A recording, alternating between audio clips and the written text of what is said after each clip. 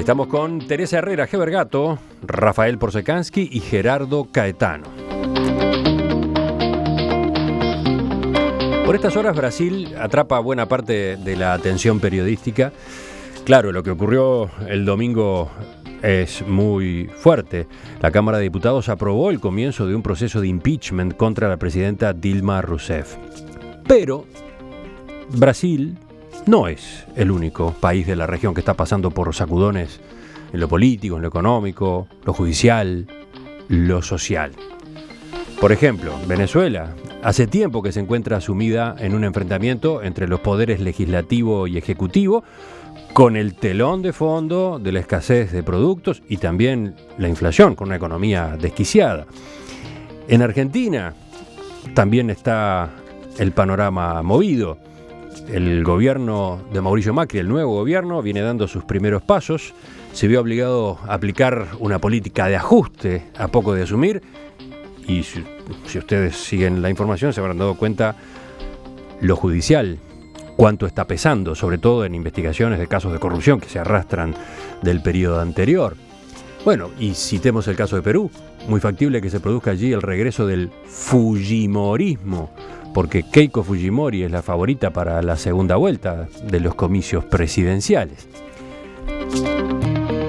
Mencioné nada más que algunos casos, algunos países. Ustedes querían hablar justamente de todo este tablero, ver un poco el bosque, ¿no? Salir del árbol Brasil, vaya que es grande el árbol Brasil, pero la secuoya. Pero mira, una secuoya, pero mirar el bosque en el que está inmerso, ¿no? A ver, ¿quién empieza? ¿Gerardo, vas tú? Bueno, yo creo que no miremos solamente América Latina, porque es un bosque demasiado grande y complejo. Miremos América del Sur, que es nuestro barrio más contiguo. En América del Sur tenemos algunos problemas muy graves. Yo destacaría 5 entre otros. Por ejemplo, la desigualdad. Somos el continente más desigual del planeta. Y en ese sentido, el problema de la pobreza en este continente es el problema de la desigualdad. Porque, por ejemplo, estudios del Banco Mundial han establecido que si se aplicara el patrón distributivo del África, tendríamos 1/3 de los pobres que tenemos.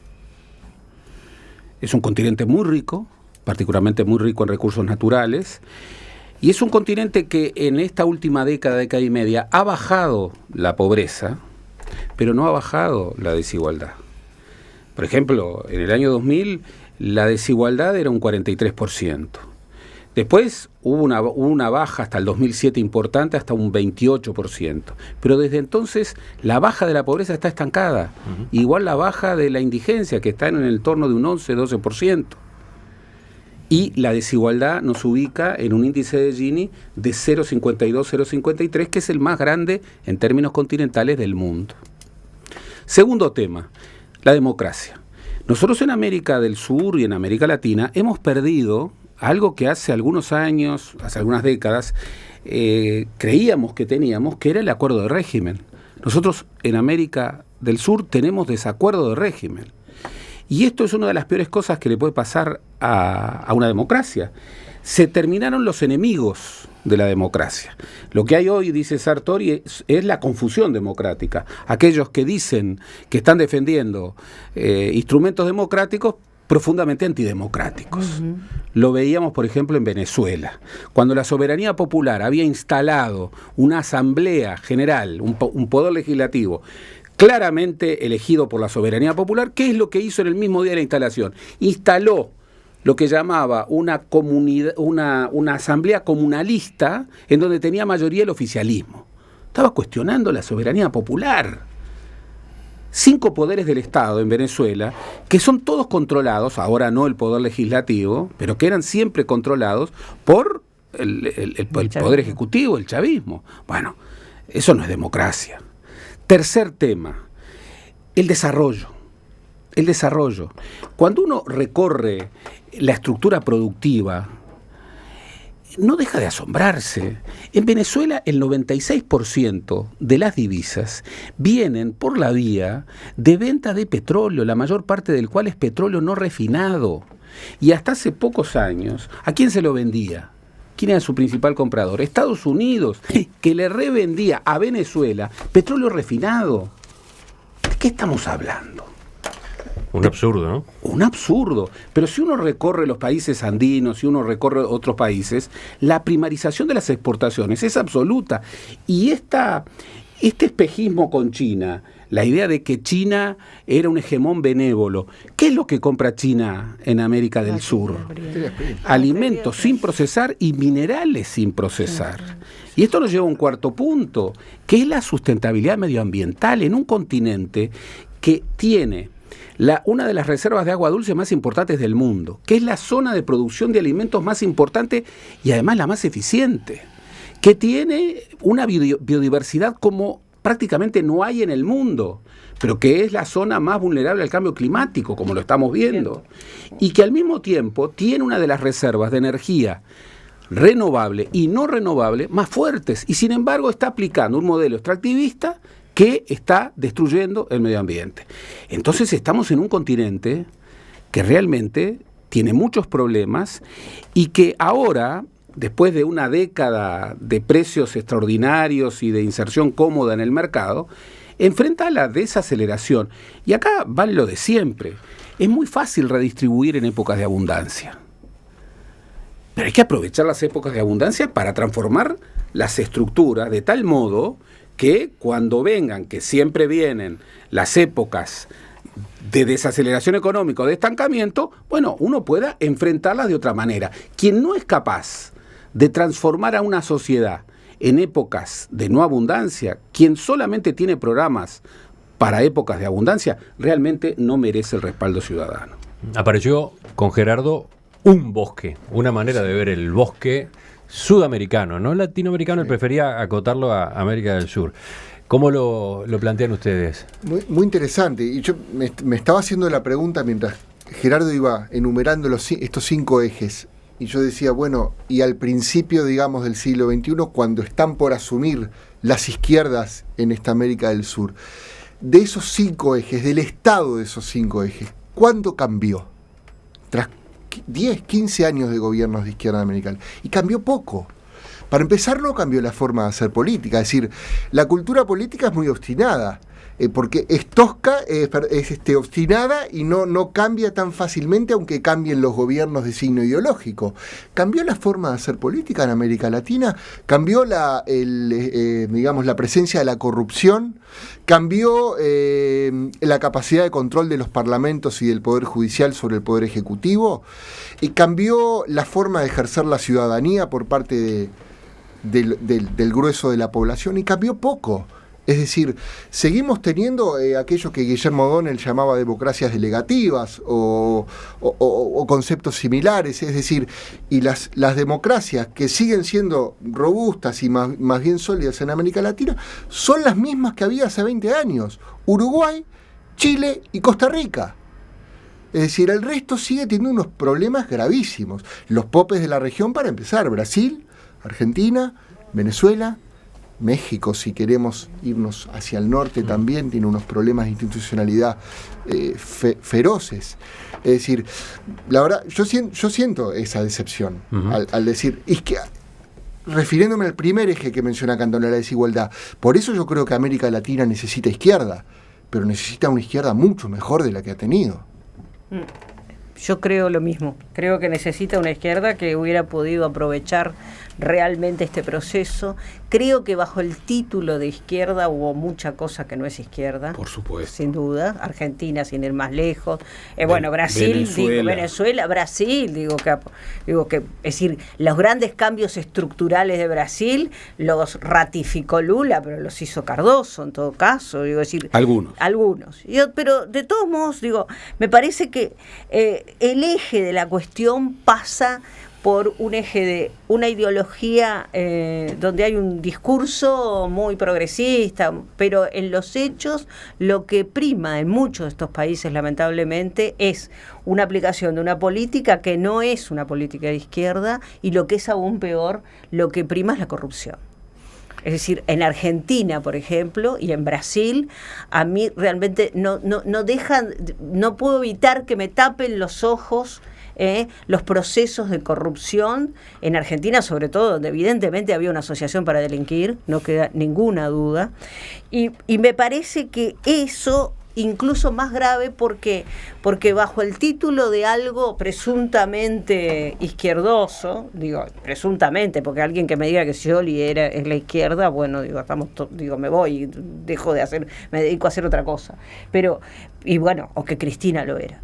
Entonces me parece que eso de la corrupción atado al problema de la debilidad institucional de los partidos políticos, salvo en muy pocos países, cuando uno miraba lo de Brasil el otro día y veía el voto, el impeachment y todo lo demás, uno decía, bueno, en realidad hubo, qué sé yo, periódicos europeos que decían, esto parece un carnaval. Sí, digo, que un diputado votara defendiendo al militar torturador que puede parecer, pero no divertido, que puede parecer algo no sé, no es anecdótico, es simbólico de cómo realmente la democracia todavía no permeó las instituciones y la ideología de nuestros países. Sí, yo creo que todos coincidimos. El análisis que ha hecho Gerardo de América Latina me parece muy adecuado. Es la zona más donde hay mayor inequidad en el mundo. Eso es algo absolutamente asombroso. Que tengamos más inequidad que África negra es algo absolutamente increíble. Sin embargo, es exactamente así. Ahora yo me pregunto, han fracasado todas las fórmulas en América Latina, porque cuidado, ha fracasado la izquierda pura y dura. Miremos lo que es Cuba. Sí. Cuba es el ejemplo más extremo, más prístino de una aplicación de un modelo de izquierda puro y duro, y sin embargo su fracaso es absoluto. Ha fracasado el neoliberalismo, el llamado neoliberalismo, esa fórmula tan ambigua, pero que todos más o menos entendemos lo que es. Ha fracasado con Menem en la Argentina, ha fracasado en Brasil, fracasó en Venezuela. Ha fracasado la nueva versión de la izquierda, porque cuidado, el populismo no es más que una nueva visión de la izquierda, ¿verdad? Es un dejar la lucha de clases por la lucha de los pueblos contra las oligarquías, es priorizar la función del Poder Ejecutivo, priorizar los guías espirituales que han aparecido en América Latina, y también ha fracasado. Es decir, América Latina tiene un problema grave, donde todas sus fórmulas han caído, y donde estamos viviendo un interregno donde no se ve la solución. Porque ¿cuál es la solución? ¿Es volver al esquema de la izquierda pura? ¿Es el neoliberalismo de Menem? ¿Es el populismo que acaba de caer? ¿Cuál es la fórmula? Yo creo que es relativamente fácil hacer un inventario de los males de América Latina. Lo grave es cuál es la salida. ¿Dónde está esa ideología que tú reclamabas que nos pueda dar una solución? Yo creo que América Latina lo que necesita es una profunda reflexión y una práctica subsiguiente sobre nuevos parámetros. ¿Cuáles son? Los tenemos que hallar, ¿no? Algunos oyentes pueden llamarle la atención este panorama que ustedes están trazando, este retrato, pueden verlo como demasiado pesimista, ¿no? Como demasiado negro, sobre todo teniendo en cuenta que en los últimos años al revés, daba la impresión de que América Latina estaba con un empuje muy interesante, sí, ¿no? Estaba con un empuje interesante en función de una bonanza externa que nos ayudó y que se ha demostrado que fue eso el gran auge latinoamericano. Lo digo porque desde Europa mismo se observaba América Latina con admiración. Tan pronto cayó ese modelo, tan pronto cayó esa bonanza, América Latina entró en crisis, fue casi automático. Yo con todo quiero hacer algunos matices, porque, por ejemplo, en el primer vector que yo señalaba, la desigualdad, que para mí es el principal problema de América Latina, continente más desigual, no cabe duda de que hubo avances redistributivos y hubo avances en lo que tiene que ver con inversión social en educación y en salud, que generaron mejoras. El pasar en 10, 12 años de un 43% de pobres a un 28% de pobres, o por ejemplo en el caso uruguayo, pasar en 10 años de un 40% de pobres en el 2004 a un 9.7%, 11 años después, son logros realmente muy, muy fuertes. Lo que ocurre es que para construir sociedades cohesionadas, para construir sociedades que frente a un contexto adverso no vuelvan a la pobreza, hay que acompañar eso con otros elementos. Por ejemplo, uno de los grandes fracasos, no solamente en el Uruguay, sino en buena parte de América Latina, la reforma educativa. Sin una sociedad con una educación profunda, esta nueva categoría que es la categoría de los vulnerables, aquellos que han salido de la pobreza pero que no están en condiciones de sostenerse ante cualquier ciclo y que pueden recaer, y recaer es mucho más grave, es un problema. Yo creo que el gran fracaso fue caer una vez más. A mí no me gusta la categoría populismo, porque, por ejemplo, yo puedo entender como populismo, incluso lo asumen ellos, al peronismo, al kirchnerismo. Laclau revirtió la idea de que el populismo es positivo, pero el populismo tiene una categoría despectiva que ya implica un juicio de valor. Y, por ejemplo, yo no veo populismo en Uruguay, no veo populismo, creo que el PT tampoco es populista, creo que en Chile no hay populismo. Creo que, por ejemplo, en Bolivia, nosotros no nos olvidamos de Bolivia. Bolivia es hoy el país de América del Sur que tiene los mejores indicadores macroeconómicos, es el país que, de acuerdo a todas las previsiones, va a crecer más en el 2016, y es un país que ha mejorado sus indicadores sociales de manera evidente. Por eso yo lo que digo es que el principal fracaso fue que en un contexto de bonanza no hubo reformas estructurales. No hubo reformas estructurales. Los rubros de exportación de todos los países, gobernados por izquierda o gobernados por derecha, son de terror. Café, petróleo, banano, carne. Desde esa manera, vendiendo commodities, podremos pasar una época de bonanza, pero no alcanzamos el desarrollo. Y además otra cosa, Gerardo, vos mencionaste el primer eje era la desigualdad, y sí, la pobreza cayó mucho en esta década y pico, pero la pobreza responde a dos cosas, responde al crecimiento también. Se puede bajar los pobres porque se reparta mejor, o pueden bajar los pobres porque se crezca mucho y haya más para repartir. Claro. Entonces, este descenso de la pobreza en América Latina responde en muy buena medida al crecimiento excepcional que tuvo la región. Se sigue distribuyendo bastante mal. Y pero seguimos siendo la peor región. En Perú, por ejemplo, sí. Perú fue uno de los ejemplos de mayor crecimiento. Y sin embargo la pobreza prácticamente no bajó.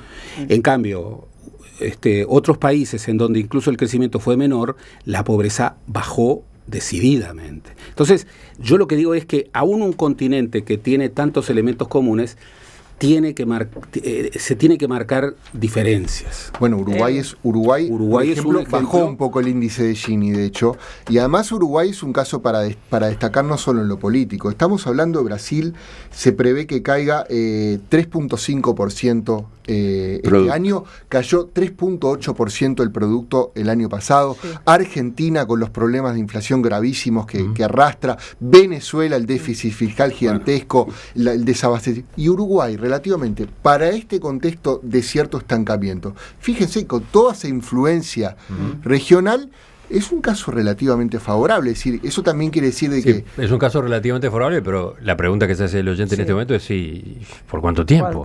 ¿Cuándo nos pasa por arriba esa ola? ¿O cuándo? Ya es bastante que no le haya influido, digamos, en su economía la forma en que podría haberlo hecho con estos indicadores. ¿Cerramos? Teniendo en cuenta que a Brasil es uno de los pocos países donde le vendemos cosas hechas, ¿no? Digo, no solo materia prima, digo, todo el tema de la industria de autopartes, etcétera. Y a la Argentina también. Y a la Argentina también, la Argentina parecería ahora con esto de la colocación de la deuda y todo esto que probablemente en términos macroeconómicos, más allá de que si no hay distribución va a tener un serio problema social, sin duda alguna, porque comparto totalmente lo que se ha dicho acá del tema de la necesidad de la distribución.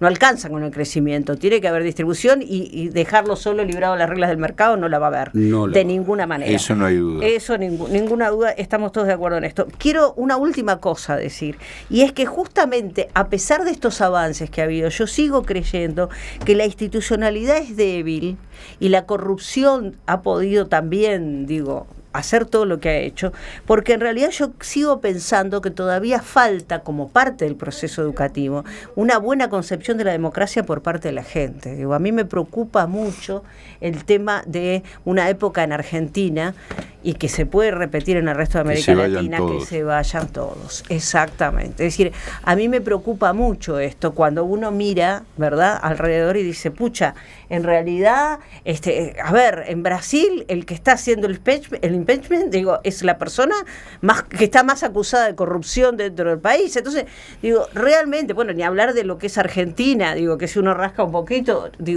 ¿quién queda?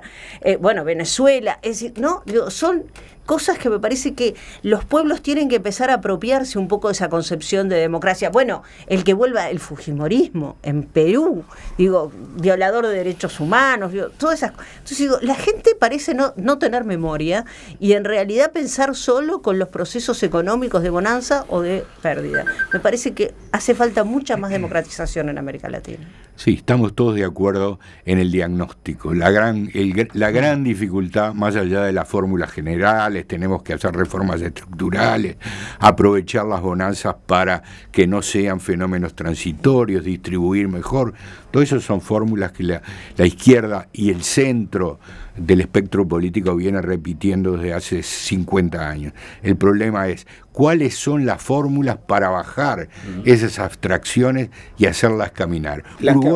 Uruguay ha conseguido de alguna medida un camino que yo creo que ha sido bastante provechoso. No solo la izquierda, sino los regímenes anteriores. Desde la dictadura en adelante, Uruguay ha ido avanzando con lentitud, pero con cierta firmeza en un camino diferente. Estamos condenados, me parece, al capitalismo. Yo no veo una fórmula alternativa al capitalismo en este momento, me parece que no la hay. Podemos sí atenuar las peores características del capitalismo, y ese es el esfuerzo a realizar. No soñar, como todavía en el Uruguay existen algunos sectores, con la revolución, ni soñar con la dictadura. Es necesario soñar en cómo atenuamos los males evidentes del capitalismo para mejorar la situación del país. América Latina tiene otros problemas que son muy profundos y que en este momento no podemos abordar. El Uruguay es un camino más sencillo de alguna manera. Se nos fue el tiempo. 10 segundos, ¿tenés, 10 Gerardo? segundos. Porque estabas levantando la mano. No, 10 segundos. ¿Entra en 10 segundos? Sí. Dos ideas. En esto tenemos una vieja discusión amable con Heber. Stiglitz dice: la opción no es entre el capitalismo y el socialismo hoy. La opción es en qué capitalismo. Por supuesto. Porque hay capitalismos. Claro. Por supuesto. Y yo creo que hay una gran diferencia entre los capitalismos rapaces y otros capitalismos con perfil socialdemócrata. Y la segunda idea, en la emergencia de las nuevas derechas no veo nada nuevo.